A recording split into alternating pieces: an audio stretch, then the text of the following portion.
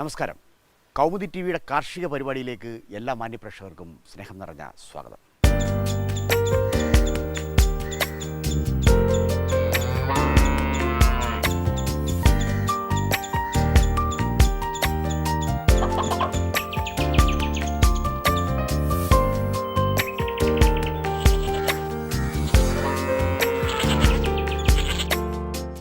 തൊടുപുഴ മാരിക്കലുങ്ക് ആനച്ചാൽ വീട്ടിലേക്കാണ് ഇന്ന് യാത്ര. ജോളി വർക്കി എന്ന കർഷകൻ ഇവിടെയുണ്ട്. മത്സ്യങ്ങൾ പുളഞ്ഞു നിവരുന്ന സരോവരങ്ങളാണ് ആനച്ചാലിൽ എവിടെയും. തീരത്താകട്ടെ പച്ചക്കറികൾ വിളഞ്ഞുകിടക്കുന്ന പാടങ്ങൾ. ഹൈഡ്രോപോണിക്സും അക്വാപോണിക്സും സമഞ്ജസമായി സമ്മേളിക്കുന്ന കൃഷിയിടമാണ് ജോളി വർക്കിയുടേത്. എല്ലാം സ്വന്തം അധ്വാനവും യുക്തിയും.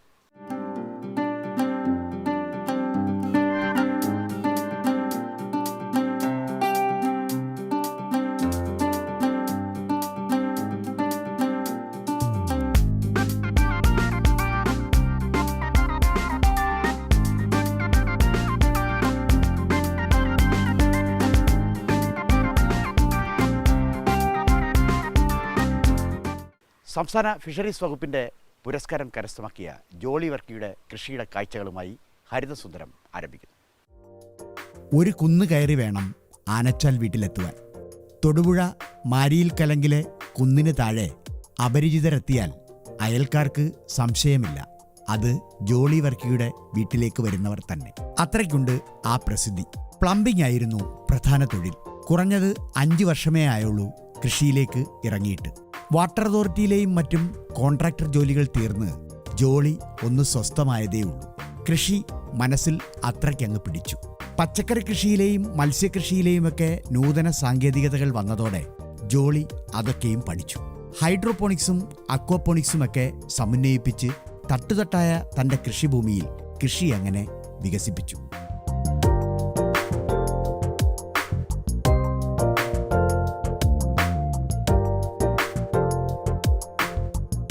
തൊടുപുഴ ചൈതന്യ നഗർ റെസിഡൻസ് അസോസിയേഷനിലാണ് ആനച്ചാൽ വീട്.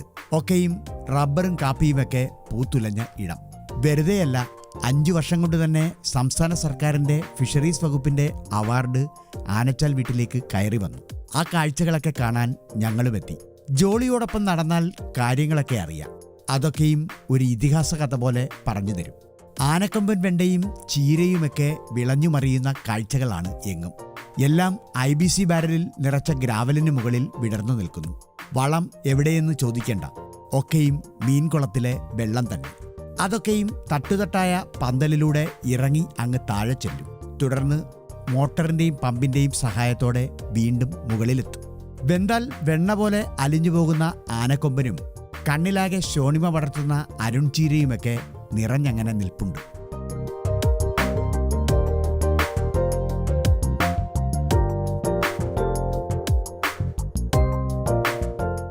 തട്ടുതട്ടായ കൃഷിഭൂമിയുടെ പ്രത്യേകതയാണ് ജോളി ആനച്ചാൽ വീട്ടിൽ പ്രയോജനപ്പെടുത്തിയത്. ഏറ്റവും ഉയരെ മീൻകുളം. അവിടെ നീന്തി തുടിക്കുന്നതാകട്ടെ റെഡും ഗിഫും തിലാപ്പിയമാർ. മീൻകുളത്തിലെ വെള്ളം അക്വാപോണിക് സംവിധാനം വഴി ഫിൽറ്ററുകളിലെത്തും. IBC ബാരലുകളാണ് ഇവിടെ ഫിൽറ്ററുകളാകുന്നത്. അതിനുള്ളിലാകട്ടെ പച്ചക്കറി പൊതിഞ്ഞു വരുന്ന ചാക്കും. മീൻകുളത്തിലെ വെള്ളത്തിലെ അഴുക്ക് മുഴുവൻ ചാക്കിലടിയും. ചാക്കിൽ നിറഞ്ഞിരിക്കുന്ന നൈട്രിഫൈയിങ് ബാക്ടീരിയ അഴുക്കിനെ നൈട്രേറ്റുമാക്കി മാറ്റും.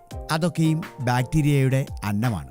വല്ലപ്പോഴും ചാക്കെടുത്ത് പുറത്തിട്ട് ഉലച്ച് കഴുകി ബാരലിലെ വെള്ളം കളഞ്ഞ് വീണ്ടും ചാക്ക് നിറച്ച് വെള്ളം ഒഴുക്കും. കുന്നിൻപുറത്തെ ആദ്യ തട്ട് മത്സ്യക്കുളങ്ങൾക്കുള്ളതാണ്. തൊട്ടു താഴെയാണ് ടെറസ്. അതിന് താഴെ നിലം. വീണ്ടും അതിനു താഴെ ഒരു കൃഷിഭൂമി.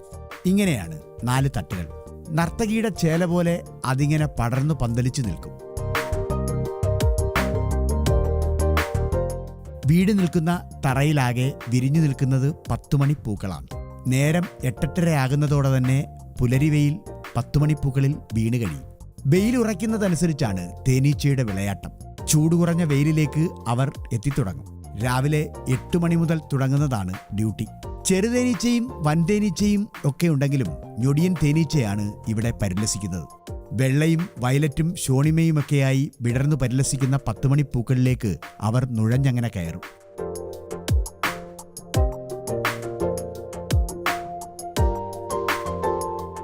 10 മണിക്ക് മറ്റൊരു പ്രത്യേകതയുണ്ടെന്ന് ജോളി പറയും.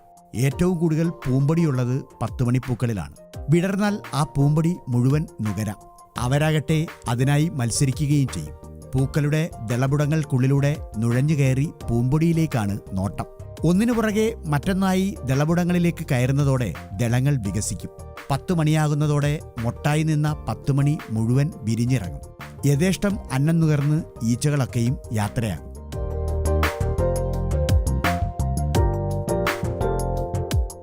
പുറത്ത് റബ്ബർ മരച്ചോട്ടിലും മീൻകുളങ്ങൾക്ക് നടുവിലുമൊക്കെ തേനീച്ച പെട്ടികളുണ്ട്.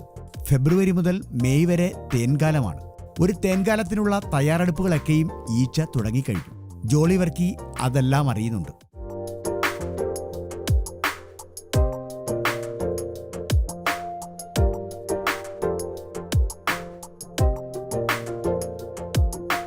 വേനൽ കടുത്തതോടെ മുരിങ്ങ പൂക്കുവാൻ തുടങ്ങി. ഒരു വീട്ടിൽ ഒരു മുരിങ്ങയുണ്ടെങ്കിൽ അവിടെ ആയുർവേദ ഡോക്ടറുണ്ട് എന്നാണ് അർത്ഥം. പൂവും ഇലയും വേരും തണ്ടും മുരിങ്ങിക്കായുമൊക്കെ ഔഷധം തന്നെയാണ്. ഭ്രാന്ത് പിടിച്ച പോലെ കുലച്ചുമറിയുന്ന ഒരു നാടൻ മുരിങ്ങ ജോളി വർക്കിയുടെ ആനച്ചാൽ വീട്ടിലുണ്ട്. പ്രതിവർഷം 50 കിലോയോളം മുരിങ്ങിക്ക നൽകാൻ അവൾക്കാകും. മുരിങ്ങയുടെ കമ്പിനായി വരുന്നവർ ഏറെ. ഏവർക്കും അത് സൗജന്യമായി നൽകാൻ ജോളി എന്നും തയ്യാർ.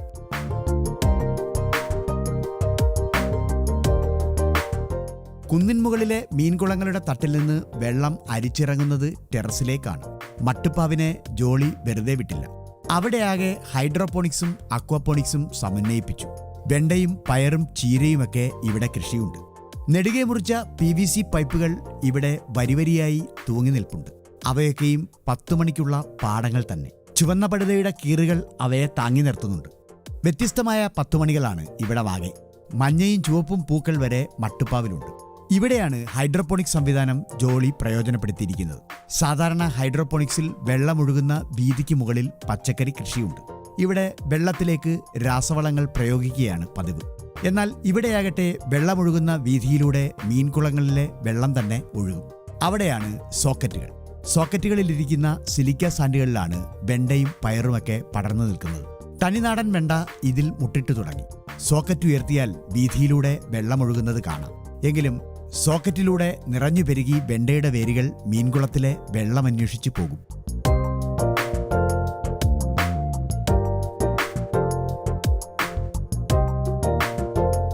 വളം നന്നായി എത്തുന്നതോടെ എല്ലാ ചെടിയിലും പൂവും കായുമുണ്ട്. 36 മണിക്കൂറിനുള്ളിൽ അടർത്തിയെടുക്കണം എന്നതാണ് വെണ്ടയുടെ തന്ത്രം. മൂക്കുന്നതിനു മുമ്പ് മാർക്കറ്റിലെത്തിച്ചാൽ വിപണിപ്രിയം ഏറെ. വേരോടിച്ച് ചട്ടി നിറഞ്ഞു കവിഞ്ഞ് ഒരിടത്ത് ഹൈഡ്രോപോണിക്സ് തകർക്കുമ്പോൾ അക്വാപോണിക്സിനും ടെറസിൽ സ്ഥാനമുണ്ട്. പയർ ഹൈബ്രിഡ് ഇനം തന്നെ. ചീര കേരള കാർഷിക സർവകലാശാലയുടെ അരുൺ ചീരയാണ്.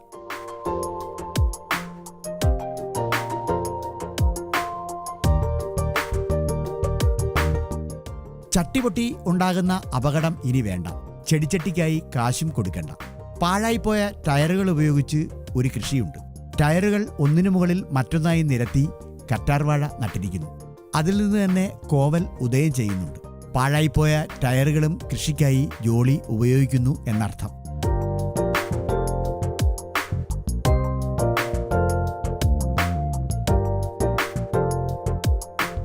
ടെറസിൽ തന്നെയുള്ള തട്ടുകളിൽ സിൽപ്പാളിൻ ടാങ്കുകളുണ്ട്.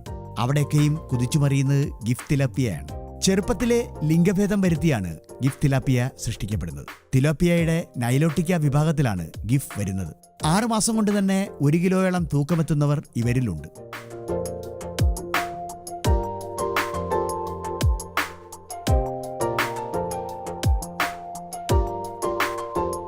എല്ലാവർക്കും കൃത്രിമ തീറ്റ തന്നെ. വെള്ളത്തിൽ പൊങ്ങിക്കിടക്കുന്നത്. വെള്ളം കേടാകാതിരിക്കാൻ ഇത്തരം തീറ്റകളാണ് നല്ലത്. കൊടുക്കുന്ന തീറ്റ പൂർണ്ണമായും കഴിച്ചോ എന്നറിയാം.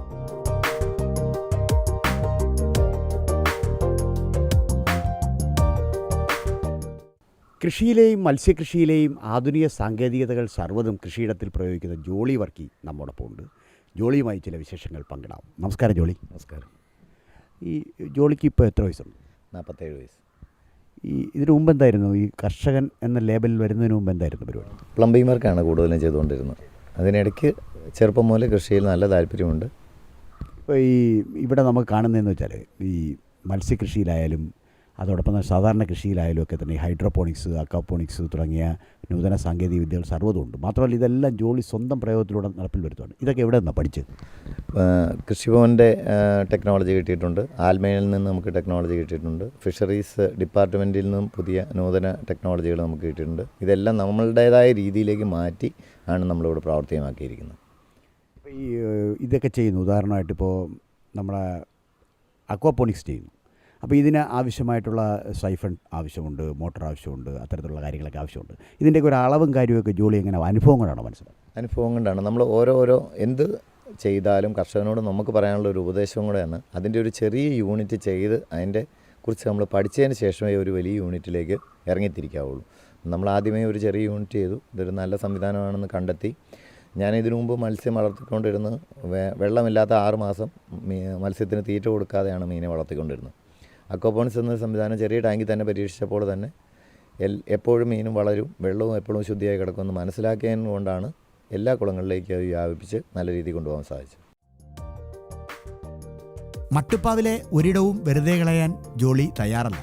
മട്ടുപ്പാവിൽ തന്നെ 1 സെന്റോളം പോളി ഹൗസും 2 സെന്റോളം മഴമറയും തീർത്തു. തൊടുപുഴ കൃഷിഭവന്റെ പച്ചക്കറി വികസന പദ്ധതി പ്രകാരമാണ് മഴമറയ്ക്കും പോളി ഹൗസിനുമുള്ള സഹായം കിട്ടിയത്. പോളി ഹൗസിലേക്ക് കയറി. ഡക്വീഡാണ് ഇവിടെ കൃഷി. പയറും പാവലുമൊക്കെ നിറഞ്ഞു കായ്ച്ചിരുന്ന ഇടമായിരുന്നു. കൊടും വേനലെത്തിയതോടെ ഒരു വിളവെടുപ്പ് കഴിഞ്ഞു. ഡക്വീഡ് പരമപ്രധാനമാണ്. മത്സ്യക്കുളത്തിലെ പ്രധാന സസ്യതീറ്റ ഡക്വീഡ് തന്നെ. ആഴ്ചയിലൊരിക്കൽ ഡക്വീഡ് യഥേഷ്ടം കൊടുക്കാം. അക്വാപോണിക് സംവിധാനം തന്നെയാണ് പോളി ഹൗസിലും പ്രയോജനപ്പെടുത്തിയിരിക്കുന്നത്.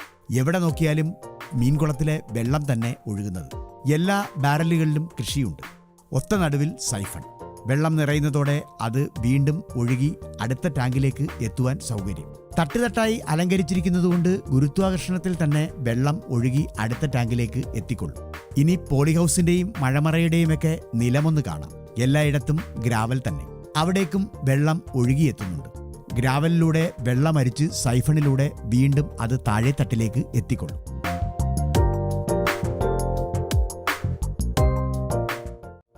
മഴമറയിൽ കൃഷി വ്യത്യസ്തമാണ്. റെഡ് ലേഡി പപ്പായയും തക്കാളിയും ഹൈബ്രിഡ് പയറുമൊക്കെ ഇവിടെയുണ്ട്. റെഡ് ലേഡിക്ക് വില ഏറെയാണ്. വൻകിട ഹോട്ടലുകളിലും സ്റ്റാർ ഹോട്ടലുകളിലുമൊക്കെ പ്രഭാത ഭക്ഷണത്തിന് മുമ്പ് നൽകുന്ന ഇനമാണ് പപ്പായ. മഴമറയിലും പ്രാണികൾ കയറിയേക്കാം. അവരെ പിടിക്കുവാൻ ഒരു കുപ്പിയിൽ കായീച്ചക്കെണി തൂക്കിയിട്ടുണ്ട്. ഫെറമോൺ ആണ് ഇവിടെ താരം. ഫെറമോൺ കാർഡിലേക്ക് ആകർഷിക്കപ്പെട്ടു വരുന്ന പ്രാണികൾ പിന്നീട് വീഴുന്നത് വെളിച്ചെണ്ണയിലേക്കാണ്. മഴമറയുടെ തറയിലും കൃഷിയുണ്ട്. ഗ്രാവലിന് മുകളിൽ പടർന്നു നിൽക്കുന്നത് സാക്ഷാൽ ബ്രഹ്മി തന്നെ. വൻകിട ആയുർവേദ കമ്പനികൾക്ക് ഏറെ പ്രിയപ്പെട്ട ഇനമാണ് ബ്രഹ്മി. 3 മാസത്തെ ഒറ്റ വിളവെടുപ്പിൽ തന്നെ 50 കിലോയോളം ബ്രഹ്മി ഇവിടെ നിന്ന് കിട്ടും. പുറത്തെ വലിയ കുളത്തിലും ഡക്വീഡ് തന്നെ ആഴ്ചയിലൊരിക്കൽ നൽകുക. എല്ലായിടത്തും ഗിഫിന്റെ വിളയാട്ടമാണ്. 6 മാസത്തിനുള്ളിൽ തന്നെ 750 ഗ്രാം മുതൽ 1 കിലോയോളം തൂക്കം വരുന്ന ഗിഫ് തിലാപ്പിയ ഇവിടെയുണ്ട്. കരിമീനിനേക്കാൾ 4 ഇരട്ടി വലിപ്പം വെക്കുന്നവരാണ് ഇവർ. വിലയിലും മോശമല്ല.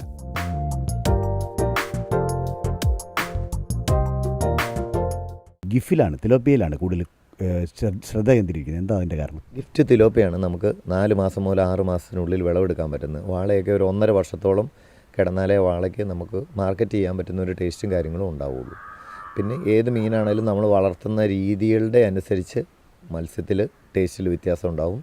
നല്ല ഫീഡാണ് നമ്മൾ കൊടുക്കുന്നതെങ്കിൽ മീന് നല്ല രുചിയുണ്ടാവും. നമ്മൾ കൊടുക്കുന്ന ഫീഡിൻ്റെ മോശം അനുസരിച്ച് മീനിൻ്റെ രുചിയിലും മോശം വരും. പിന്നെ മീൻ പിടിക്കുന്നതിൻ്റെ അകത്ത് ഒത്തിരി കാര്യങ്ങൾ നമ്മൾ ശ്രദ്ധിക്കാറുണ്ട്. മീനെ എപ്പോഴും വല വീശി മാത്രമേ പിടിക്കാവുള്ളൂ. കുളം പറ്റിച്ച് ചെളിക്കകത്തിട്ട് മീനെ അലച്ച് മീൻ പിടിച്ച് കഴിഞ്ഞാൽ മീന് രുചി കുറയും. അത് നമ്മുടെ ആളുകൾക്ക് അറിയില്ല, അതാരും പറഞ്ഞു കൊടുക്കാനും തയ്യാറല്ല. അതുകൊണ്ടാണ് പല ആളുകളും മീൻ പിടിച്ച് വളർത്തു മീനുകൾ കഴിച്ച് കഴിയുമ്പോൾ ചെളി ചൊവ്വയാന്നുള്ള ഒരു ആക്ഷേപം പൊതുവെ പണ്ട് മുതലേ നമ്മുടെ നാട്ടിൽ നിലനിൽക്കുന്നു. എല്ലാ മത്സ്യക്കുളങ്ങളോട് ചേർന്നും ഫിൽറ്റർ ടാങ്കുകൾ പ്രവർത്തിക്കുന്നുണ്ട്. ബയോസ്പോഞ്ച് എന്ന ഉൽപ്പന്നമാണ് ഫിൽറ്റർ ടാങ്കിൽ പതിപ്പിക്കേണ്ടത്. എന്നാൽ വിലയേറിയ ബയോസ്പോഞ്ചിനു പകരം പച്ചക്കറി ചാക്കുകളാണ് ജോളി നിറച്ചിരിക്കുന്നത്. കുളത്തിൽ മത്സ്യങ്ങളുടെ ആധിക്യമനുസരിച്ച് ടാങ്കിൽ നിന്ന് ചാക്കുകൾ പുറത്തെടുത്ത് കഴുകുന്നതിൻ്റെ സമയക്രമവും മാറും. ടാങ്കുകൾക്ക് സമീപം ഒരു ഹാച്ചറി കൂടി പണിതിട്ടുണ്ട് ജോളി. ഹാച്ചറി എന്നാൽ കുഞ്ഞുങ്ങളെ സൂക്ഷിക്കാനുള്ള സ്ഥലമെന്ന് മാത്രമേ ഇവിടെ അർത്ഥമുള്ളൂ. 5ഓളം വരുന്ന ആ വലിയ ടാങ്കുകളിൽ മത്സ്യങ്ങളെ പിടിച്ചു നിറയ്ക്കാം. വീട്ടിലെ ഒരു ചെറു വിപണിക്ക് ഈ ടാങ്കുകൾ ഉപകരിക്കും. മത്സ്യത്തിന് ആവശ്യക്കാർ എപ്പോൾ വന്നാലും ഈ ടാങ്കിൽ നിന്ന് പിടിച്ചു നൽകാം. വലമൂടിയ ഈ ഹാച്ചറികൾ മത്സ്യവിപണിക്കും കുഞ്ഞുങ്ങളെ വളർത്തുന്നതിനുമൊക്കെ ജോളിയെ സഹായിക്കും.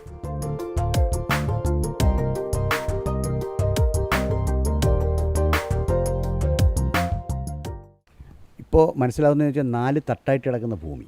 അപ്പോൾ ഇതിൽ വെള്ളം അധികം ആവശ്യം വരുന്നില്ല. കാരണം ഒരു പ്രാവശ്യം ഉപയോഗിക്കുന്ന വെള്ളം തന്നെ ശുദ്ധീകരിച്ച് വീണ്ടും മുകളിൽ കയറ്റും. അക്വാപോണിക്സിനുള്ള ഏറ്റവും വലിയ പ്രത്യേകത എന്ന് വെച്ചാൽ വെള്ളം ഒരു പ്രാവശ്യം ശേഖരിച്ചാൽ എത്ര വിളവെടുപ്പ് കഴിഞ്ഞാൽ ആ വെള്ളം തന്നെ നമുക്ക് വീണ്ടും വീണ്ടും ഉപയോഗിക്കാം എന്നുള്ളതാണ്. ഇതിൽ മത്സ്യങ്ങളുടെ വളർച്ച എങ്ങനെയുണ്ട്?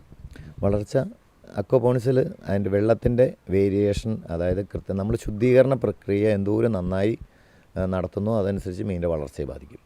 നന്നായി ചെയ്താൽ നന്നായി വളരും. ഇപ്പോൾ ഈ വെള്ളത്തിൻ്റെ ഇടയ്ക്കിടയ്ക്ക് വെള്ളം പരിശോധിക്കാറുണ്ട്. വെള്ളത്തിൽ നമ്മൾ ഇപ്പോൾ ആദ്യകാലങ്ങളിലൊക്കെ കൃത്യമായി നമ്മൾ പരിശോധനയൊക്കെ നടത്താറുണ്ടായിരുന്നു. പക്ഷേ ഒരു 2 വർഷം കഴിഞ്ഞ് കഴിഞ്ഞപ്പോൾ നമുക്ക് അനുഭവത്തിൽ നിന്നും മീൻ സീഡ് എടുക്കുന്ന ആ അവസ്ഥയിൽ നിന്ന് ഫുഡ് എടുക്കുമ്പോൾ ഒക്കെ നമുക്കതിൻ്റെ ആരോഗ്യശേഷിയൊക്കെ മനസ്സിലാക്കാനും മീൻ എന്തെങ്കിലും ആവശ്യതയുണ്ടോ എന്നൊക്കെ മനസ്സിലാക്കാൻ സാധിച്ചു. അതുകൊണ്ട് ഇപ്പോൾ പരിശോധനയുടെ ആവശ്യമില്ലാതെ തന്നെ നമുക്കത് മെയിൻറ്റെയിൻ ചെയ്യാൻ പറ്റുന്നുണ്ട്. ഇപ്പം നമ്മുടെ ഈ അഭിമുഖം കണ്ടുകൊണ്ടിരിക്കുന്ന ആളുകൾക്ക് ജോളിയുടെ മാതൃകയിൽ ഒരു കൃഷി തുടങ്ങണം എന്നാഗ്രഹിച്ചാൽ അവർക്ക് ധൈര്യമായിട്ട് മുതൽ മുടക്കാൻ കഴിയുന്ന ഒരു രംഗമാണത്.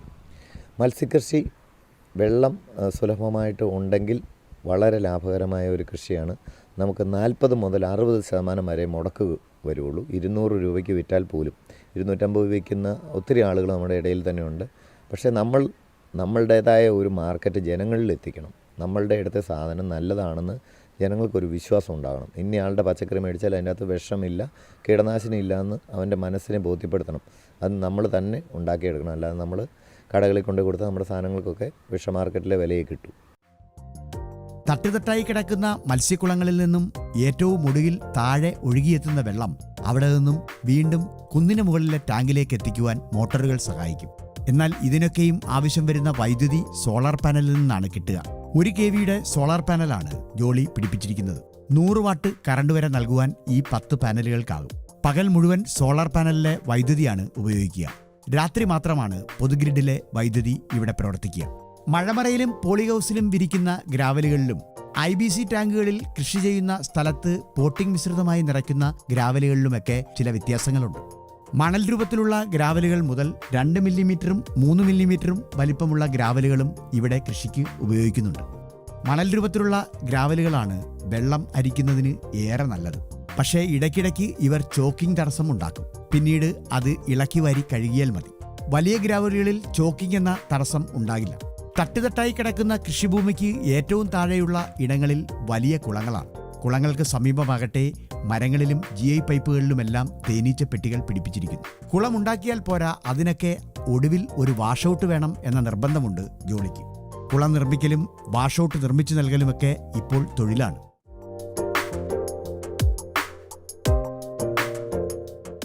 മത്സ്യപ്രേമികൾ ധാരാളം വരുന്നുണ്ട് ജോളിയുടെ അടുക്കലേക്ക്. അവർക്കെല്ലാം സഹായം എത്തിക്കുവാൻ ജോളി തയ്യാറുമാണ്. അനുദിനം വികസിച്ചു വരുന്ന മത്സ്യകൃഷി മാതൃകകളും പുതിയ ഇനങ്ങളും പുതിയ സാങ്കേതികതകളുമൊക്കെ ജോളിക്ക് ഹൃദിസ്ഥമാണ്. അക്കാര്യമൊക്കെ സംസാരിക്കുമ്പോൾ ആവേശമേറെ. ജോളിയുടെ ഇപ്പോൾ ഇവിടുത്തെ കൃഷിയും കാര്യങ്ങളൊക്കെ ഇപ്പം മാരിക്കലിംഗ് എന്ന് പറഞ്ഞ സ്ഥലത്ത് ഇവിടുത്തെ പ്രാദേശികമായ ആളുകളുടെയൊക്കെ ഒരു പ്രതികരണം എങ്ങനെയാണ് ഇതിനോട്? ആളുകളുടെ നല്ലൊരു താല്പര്യമാണ്. ഒരാൾക്ക് ഇങ്ങനെയൊക്കെ ചെയ്യാൻ പറ്റുമോ, നമുക്ക് ഇത്രയും സാധനങ്ങളൊക്കെ നമ്മുടെ നാട്ടിൽ ഉണ്ടാവുമോ എന്നുള്ള ആളുകളുടെയൊക്കെ സംശയ ദൂരീകരണത്തിന് ആയിരക്കണക്കിന് ആളുകൾക്ക് നമുക്ക് സംശയം ദൂരീകരിക്കാൻ പറ്റിയിട്ടുണ്ട്. പിന്നെ എൻ്റെ അനുഭവത്തിൽ നിന്ന് ഞാൻ ഏകദേശം ഒരു ആയിരക്കണക്കിന് കുളങ്ങൾ നിർമ്മിക്കാൻ ആളുകളെ സഹായിച്ചിട്ടുണ്ട്. സ്വന്തമായിട്ട് അക്വാപോണിക്സ് ടെക്നോളജി ഒത്തിരി ആളുകളിൽ എത്തിച്ചിട്ടുണ്ട്. പിന്നെ ഒരു മാസം എനിക്ക് തോന്നുന്നു ഒരു 10-200ഓളം ആളുകൾ ഇത് കാണാനായി ഇവിടെ വരുന്നുണ്ട്. പിന്നെ 10-15 ഹയർ സെക്കൻഡറി സ്കൂളുകാർ കുട്ടികൾ ഇവിടെ വന്ന് ഇതിനെക്കുറിച്ച് പഠിച്ചിട്ട് പോകുന്നുണ്ട്. പിന്നെ കോഴ കൃഷി വിജ്ഞാന കേന്ദ്രത്തിൽ നിന്ന് അവിടെ അവരുടെ ട്രെയിനിങ്ങിൻ്റെ ഭാഗമായിട്ട് ഒരു ദിവസം അവരിവിടെ കൊണ്ടുവരാറുണ്ട്. അങ്ങനെ ഒത്തിരി ആളുകളിലേക്ക് ഇത് എത്തിക്കാൻ എനിക്ക് നല്ലൊരു സന്ദേശം എത്തിക്കാൻ സാധിച്ചിട്ടുണ്ട്. അതിൻ്റെ ഏറ്റവും വലിയ സന്തോഷമായിട്ട് കരുതുന്നു. മത്സ്യകൃഷി രംഗത്തും പച്ചക്കറി കൃഷി രംഗത്തും ജോളിയുടെ ആനച്ചാൽ വീട്ടിൽ ഇല്ലാത്തതായി ഒന്നുമില്ല. ഇതാ നോക്കൂ, 32 വർഷം പ്രായമുള്ള ജയൻ ഗൗറാമി. 1-2മല്ല, 1 ഡസനോളം വരും ഇവർ. 3 പതിറ്റാണ്ടാണ് ഇവരെ ജോളി സംരക്ഷിച്ചത്. ഒക്കെയും ബ്രീഡർമാർ തന്നെ. ഒരു വർഷം 3000ഓളം കുഞ്ഞുങ്ങളെ നൽകാൻ ഇവർക്കാകും. ധാരാളം പേർ ഗൗറാമി കുഞ്ഞുങ്ങളെ തേടി ആനച്ചാലിലെ ഈ കുന്ന് കയറുന്നുണ്ട്. അതൊക്കെയും ഒരു വരുമാനമാണ്.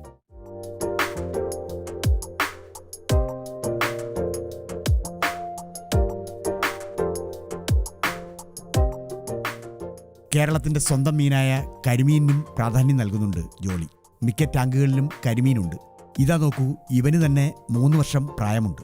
ബ്രീഡർമാരിൽ ഏറ്റവും മികച്ചവനായ ഇവനെ ഇന്നും ജോളി സംരക്ഷിക്കുന്നു. മാരിയിൽ കലിങ്കിലെ ആനച്ചാൽ വീട് ഇന്ന് ഒരു വെറും വീടല്ല. മത്സ്യങ്ങളും 10 മണിപ്പൂക്കളും പയറും പച്ചക്കറിയുമൊക്കെ വിളഞ്ഞാടുന്ന ഒരു ഉദ്യാനം തന്നെ. അതിൻ്റെയൊക്കെയും നായകനായി ജോളി ഇങ്ങനെ നടക്കും, വരുന്നവരോട് എല്ലാം വിശദീകരിച്ച്.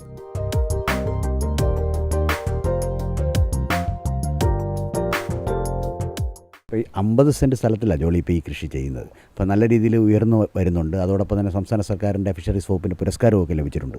അടുത്തൊരു പരിപാടി എന്താണ് മനസ്സിൽ? നമുക്ക് ഇതല്ലാതെ വേറെ ഇതിൽ നിന്നും ഇത് നമ്മളൊരു ഇത് വാങ്ങാൻ തയ്യാറായ ഒരാൾ വന്നാൽ ഇത് മാറി ഒരു പുതിയ സ്ഥലത്തേക്ക് മാറാനാണ് നമുക്ക് താല്പര്യം. എൻ്റെ അറിവിൽ എനിക്ക് പറ്റുന്നിടത്തോളം ടെക്നോളജികൾ ഈ സ്ഥലത്ത് പ്രയോഗിച്ച് കഴിഞ്ഞിരിക്കുന്നു. ഈ പുതിയൊരു സംവിധാനത്തിനുള്ള സ്ഥലം നമുക്ക് ഇവിടെ ഇല്ല. അപ്പം ഒരു പുതിയ സ്ഥലം തേടുന്നതും ഇതിനൊപ്പം നടത്തുന്നുണ്ട്.